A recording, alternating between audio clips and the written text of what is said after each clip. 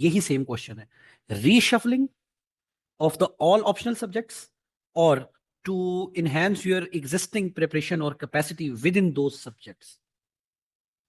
जी, मैं तो कभी भी रेकमेंड नहीं करता कि रीशफलिंग हो किसी भी, मतलब आप प्रीवियस ट्रेंड्स को भी देख रहे हैं कि एक साल कोई एक सब्जेक्ट हिट होता है, दूसरे साल दूसरा हो सकता है। गैम्बलिंग तो है, मतलब ये चांस वाली गेम है, और जैसे स्टैंडर्ड्स हैं एफपीएससी के उसके मुताबिक तो ये रिस्क फैक्टर ज़्यादा हो जाता है।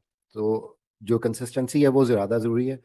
जैसे पुराने ट्रेंड सर ने बताया था कि 3 साल का एग्जामिनर का एक फेज़ होता था, और वो उसके क्वेश्चन की नेचर से भी पता लग जाता था कि ये तीसरा साल है उसका या पहला दूसरा साल है, आइडेंटिफाई हो जाता था इजीली। और अब एनुअली ये चेंज हो रहा है, और उसमें भी आपको एनुअल यही नज़र आ रहा है कि मतलब जो लॉर्ड जिस तरफ भागती है वो भी कंट्रीब्यूट कर रही होती है उस सब्जेक्ट के हिट होने में। मीन्स कि आपका एप्टीट्यूड नहीं है, आपने नंबर देखे कि जेंडर में 90 आ गए हैं तो आप 40 वाले वहाँ पहुँच गए हैं, और फिर दूसरों को भी फेल करवा रहे हैं। तो ये तो एक नेचुरल सी चीज़ है, ठीक है। और उसमें सिंपल सी बात है, चंक में आप नहीं चेंज कर सकते, मतलब एक आध सब्जेक्ट हो सकता है जो आपको लगता है अपनी तैयारी के दौरान भी पता लग जाता है कि ये वीक सब्जेक्ट है। मैं तो अपने स्टूडेंट्स को हमेशा से रेकमेंड करता रहा हूँ कि जब तक आप फॉर्म जमा करवाते हैं उससे पहले कोई 2 एक्स्ट्रा सब्जेक्ट जरूर पढ़ लें, ताकि अगर आपने ट्रेंड को भी फॉलो करना है तो चंक तो चेंज नहीं हो सकता, एक आध सब्जेक्ट ऐसा होता है जो वर्स्ट हिट हो सकता है, ठीक है, और ये भी होते रहे। तो आप at the time of submission forms अपना नया सब्जेक्ट रख लें, ठीक है। एक आध पे तो रेकमेंड किया जा सकता है, लेकिन ये नहीं किया जा सकता कि आप मतलब अब पॉलिटिकल साइंस के साथ हम लोग तो रेकमेंड यही करते हैं। मैं खुद जब पॉलिटिकल साइंस रेकमेंड करता हूँ बच्चे को एप्टीट्यूड देख के, तो साथ फिलोसफी, क्योंकि फिलोसफर्स भी पढ़ने हैं, सी लॉ भी है, पब्लिक एड की भी ऑप्शन दे दी जाती है, फिर जीपीपी भी है, ठीक है। लेकिन इस टाइम जो आप स्कूल ट्रेंड देख रहे हैं सब में सेम है। मीन ये बड़ा एक अलार्मिंग सिचुएशन सी बन जाती है कि या तो ये बच्चे बिल्कुल ही वो अपना एप्टीट्यूड बैक एंड पे रख के और ट्रेंड को देख के चले हैं कि उन्होंने सारे के सारे सब्जेक्ट्स ऐसे ही रख लिए हैं। जबकि 2 मैं डीएमसीज देखी हैं, एक फिजिक्स और केमिस्ट्री वाला बच्चा था, दैट मीन साइंस का बैकग्राउंड था, 140 के करीब उसके अपने सब्जेक्ट में नंबर थे, लेकिन बाकी सब्जेक्ट्स कंपलसरी समेत बहुत बुरी तरह हिट हुए।